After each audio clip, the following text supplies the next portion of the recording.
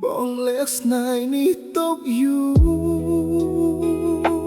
មកហើយមិនហ៊ាននិយាយអ្វីស្ដីប្រាប់អ្នកណា